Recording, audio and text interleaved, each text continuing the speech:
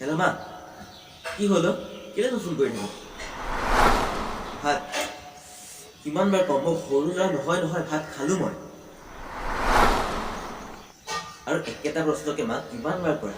ইয়াত দেখিছে তুমি ইমান কাম কৰি আছে, মই কেনেকৈ ঘৰলৈ যাওঁ বাৰু? মই ক'লে মই নিজে যাম নহয়। ঠিক আছে থোৱা, হ'ব।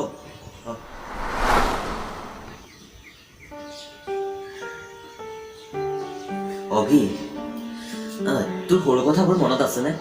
সৰুতে যে তই মাক ইমান অদ্ভুত প্ৰশ্ন কৰিছিলি, মা কাউৰীয়ে কিয় কাকা কৰে, মা মই উৰিব কিয় নোৱাৰো? কিন্তু কি জানো অভি, তোৰ মাৰে সেই গোটেইবোৰ অদ্ভুত প্ৰশ্নৰ উত্তৰ কিমান ধৈৰ্যৰে, কিমান মৰমেৰে তোক বুজাই দিছিল।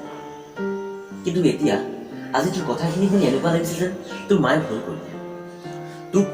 তোৰ মায়ে নহয়, আজিৰ দৰে তই যেনেকে আচৰণ কৰিছ তেনেকে কৰিব লাগিছে। কি জানো অভি, মাক সদায় মাকে হৈ থাকে, কিন্তু আমি পুতেকৰ লিখি।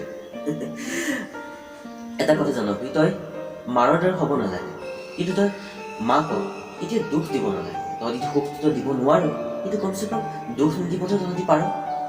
আৰু এটা কথা, তহঁতি জানি থোৱা উচিত যে সৰু থাকোঁতেতো তহঁতি নিজৰ মাৰক ইমান মা কৰ, ইমান ইউজ কৰ, কিন্তু এতিয়া কেলে এভইড কৰে তহঁতি? মাৰৰ তহঁতৰ কাৰণে এতিয়া কি ইউজলেছ হৈ গ'ল? এটা কথা আমি সকলোৱে ভুল কৰোঁ, এইটো অকল তই বুলি নহয়। মাহঁতে আমাৰ কাৰণে কি বিচাৰে? অকল 2 মিনিট সময় বিচাৰে, আৰু সেই 2 মিনিট সময়তো ফোনত অকল আমাৰ কথা সুধে, তই ভাত খালি নে নাই? কিন্তু আমি কি কৰোঁ? সময় নাই বুলি কওঁ, সিহঁতক গালি পাৰি দিওঁ। মাহঁতৰ কি কোনো ফিলিংছ নাই?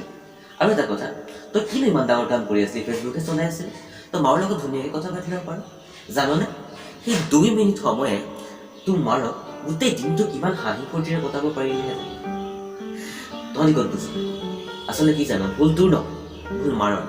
তোক সৰুতে 2 থাপৰ যদি লগাই দিলেহেঁতেন নহয়, ইমান তই উঠিব নাপাওঁ।